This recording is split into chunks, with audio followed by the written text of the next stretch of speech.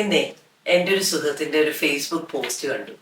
അദ്ദേഹം മോളുമായിട്ട് ശരിക്കും മറൈൻ ഡ്രൈവിൽ പോയിരുന്നപ്പോൾ മോളോട് അദ്ദേഹം സാധാരണ പറയുന്നൊരു കാര്യമുണ്ട്. മോളെ, നമ്മളെക്കാൾ താഴ്ന്ന രീതിയിലുള്ള എത്ര മനുഷ്യരുണ്ട്, നമ്മൾ എത്ര ഭാഗ്യവാന്മാരാണെന്ന് വർഷങ്ങളായിട്ട് ആ കുഞ്ഞിനോട് അച്ഛനും അമ്മയും പറയും.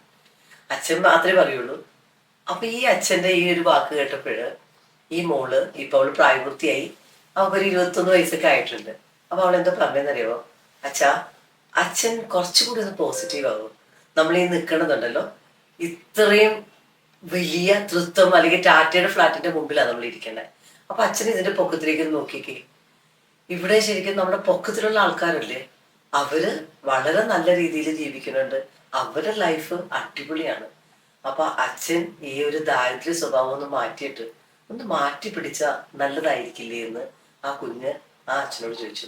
അപ്പൊ അമ്മയുണ്ടല്ലോ, അമ്മ വർഷങ്ങളായിട്ട് അച്ഛനോട് പറയാൻ ആഗ്രഹിക്കുന്ന കാര്യം ഈ ഒരു മകള് തൻ്റെ ഇടത്തോടെ പറഞ്ഞപ്പോഴ് അമ്മയുടെ മുഖത്ത് നല്ലൊരു പാൽ പുഞ്ചിരി വിടർന്നു എന്ന് ആ അച്ഛൻ പോസിറ്റീവാണ്.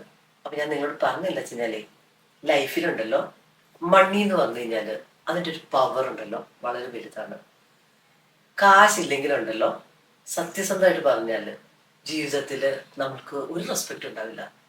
നല്ല ഫുഡ് കഴിക്കാൻ പറ്റില്ല, നല്ല ക്ലോത്ത്സ് മേടിക്കാൻ പറ്റില്ല, നല്ല ഫുഡ് കഴിക്കാൻ പറ്റില്ല.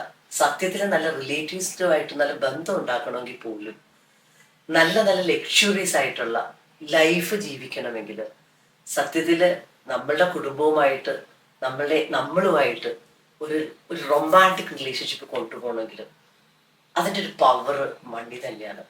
അപ്പൊ മണിയെ മറക്കണത് അല്ലെങ്കിൽ മണിയെ ഇഷ്ടപ്പെടാതിരിക്കുന്നത് നമ്മളുടെ ജീവിതത്തിൽ നമ്മൾ ചെയ്യുന്ന ഒരു തെറ്റാണ്.